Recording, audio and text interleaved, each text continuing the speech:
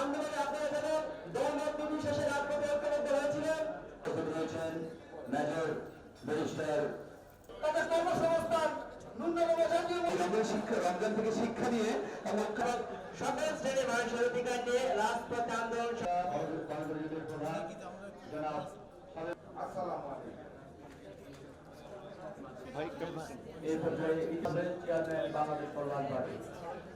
ভাই ধাক্কা দিয়েন না শরীরের মধ্যে, তাহলে কিন্তু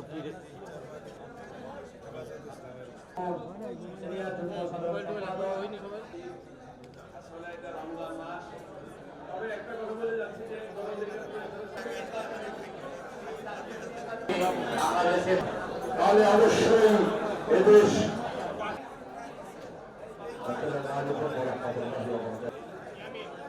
যদি আমারও দেশে যুদ্ধ হবে, আবারও যুদ্ধ হবে। দেশের জন্য লড়েছি আমরা চাই গণহত্যার বিচার। এজেন্ডা থেকে তারা এত বড় করে ফেলেছেন, সরকারকে কার্যকর দেখতে চাই। সরকারকে আমরা সামনে আমরা তাকিয়ে আছি, নতুন একটা নির্বাচন হবে। যখন আমরা একটা কঠিন সংগ্রামে আল্লাহ তাআলার কাছে আমরা শুকরিয়া জানাই। ইডেন বে কক্সবাজার সমুদ্র সৈকতের উপর নিজেদের একটি ঠিকানা। মাত্র ৫ লাখ টাকায় আপনিও হয়ে যেতে পারেন এই হোটেলের মালিক। ইডেন বে, আ কনসার্ন অফ ভাইয়া হোটেলস। বাংলাদেশের বর্তমানে যে ফ্যাসিবাদ মুক্ত পরিবেশে আমরা এখন কথা বলছি, সেই পরিবেশ নিশ্চিত করার জন্য সবচাইতে বেশি এবং গুরুত্বপূর্ণ ভূমিকা রেখেছে গণ অধিকার পরিষদের পূর্বতন ছাত্র অধিকার পরিষদ। তারাই ফ্যাসিস্ট হাসিনাকে তাদের দাবি মানতে বাধ্য করেছে, কিন্তু শান্তিপূর্ণ আন্দোলনের মধ্য দিয়ে সংস্কার প্রস্তাবে ঐক্যমত পোষণ করা এবং ঐক্যমতের ভিত্তিতে, জাতীয় ঐক্যমতের ভিত্তিতে সেই সংস্কারগুলো আমরা গ্রহণ করা, সেগুলো বাস্তবায়ন করা, এগুলো দীর্ঘ সময়ের ব্যাপার। এটা স্বল্পমেয়াদী, দীর্ঘমেয়াদী, মধ্যমেয়াদী সংস্কার বাস্তবায়নের বিষয়। কিন্তু ইতিমধ্যে আমাদের জাতীয় সংসদ নির্বাচনের জন্য সমস্ত প্রস্তুতি নিতে হবে, যেটা ইতিমধ্যে বাংলাদেশ জাতীয় সংসদ নির্বাচনের জন্য যে নির্বাচন কমিশন, তাদের রেসপন্সিবিলিটি, তারাও কাজ প্রায় গুছিয়ে আনছে।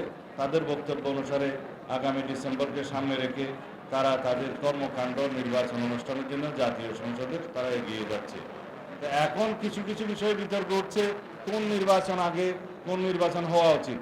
এই বিষয়ে আমরা আমাদের প্রস্তাবনা এবং মতামত বিভিন্নভাবে সরকারের কাছে, প্রধান উপদেষ্টার কাছে, জনগণের কাছে উত্থাপন করেছি।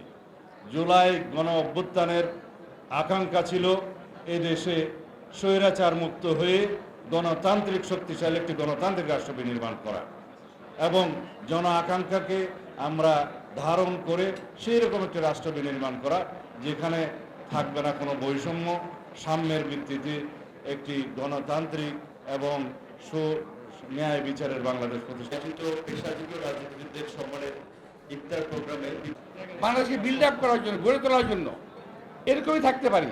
অসুবিধাটা কোথায়? আমাদের তো কোনো অসুবিধা দেখি না আমি, কিন্তু কৃত্রিমভাবে অসুবিধার সৃষ্টি করা হচ্ছে, চেষ্টা করা হচ্ছে। বিভিন্ন দল একে অপরের দিকে কথা বলছে, কাদা ছুটছে।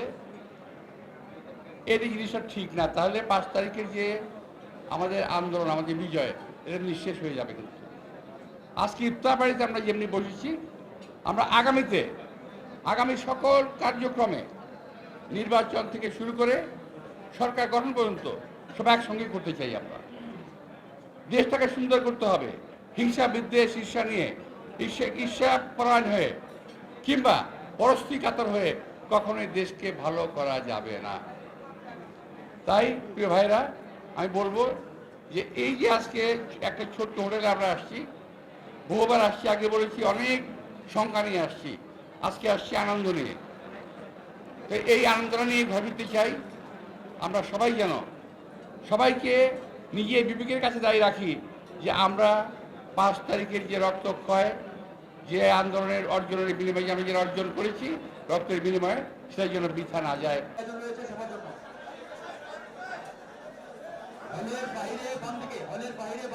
নিচে ডিবির কোনো টিম সিভিলে রেডি নাই, কারো ওই আতঙ্ক নাই। তো আমরা এই ফ্যাসিবাদ মুক্ত বাংলাদেশে প্রথমবারের মতো স্বস্তির একটা নিঃশ্বাস ফেলে আমরা একটা শান্তিপূর্ণ ইফতার আজকে সমবেত হয়েছি। সেজন্য আল্লাহর কাছে শুকরিয়া আদায় করি যে আল্লাহ আমাদেরকে এই মুক্তির ব্যবস্থা করে দিয়েছেন। আমরা আজকে শ্রদ্ধার সাথে স্মরণ করি এই গণ অভ্যুত্থানের নিহত সকল শহীদদের, আমরা সুস্থতা কামনা করছি আহত সকল আমাদের সহকর্মী এবং সহযোদ্ধা নেতৃবৃন্দের। আপনারা জানেন যে বাংলাদেশের অত্যন্ত একটা সংকটকালীন সময়ে যেখানে তরুণদের বড় একটা অংশ রাজনীতি বিমুখ ছিল, সেই সময় কিন্তু আমরা 2018 সালে কোটা সংস্কার আন্দোলন এবং নিরাপদ সড়ক আন্দোলন এর মধ্যে দিয়ে তরুণদেরকে কিছুটা রাজনৈতিকভাবে একটা সচেতনতার দিকে নিয়ে আসতে সক্ষম হয়েছিলাম, যার ফলে একটা ধারাবাহিক ছাত্র এবং তরুণদের আন্দোলন এবং রাজনৈতিক আন্দোলন সকলের সম্মিলিত প্রচেষ্টায় আমরা ফ্যাসিবাদ মুক্ত বাংলাদেশ পেয়েছি।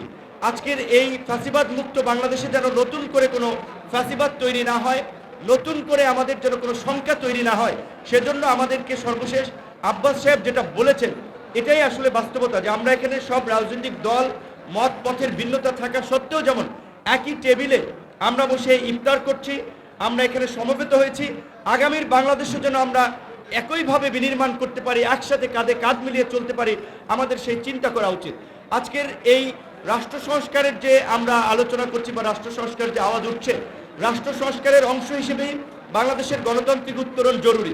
গণতান্ত্রিক উত্তরণে একটা নির্বাচন এই মুহূর্তে খুবই অতীব জরুরি হয়ে পড়েছে। নির্বাচন নিয়ে নানান ধরনের সংকট এবং শঙ্কা তৈরি হয়েছে। আমরা আশা করি প্রধান উপদেষ্টা ডিসেম্বরের মধ্যে নির্বাচন দেওয়ার যে অঙ্গীকার করেছেন, ডিসেম্বরের মধ্যে আমরা একটা সুষ্ঠু নিরপেক্ষ নির্বাচনের মধ্যে দিয়ে আমরা বাংলাদেশের নতুন দিগন্তের পথে আমরা হাঁটতে সক্ষম হব। سبحان ربك رب العزة عما يصفون وسلام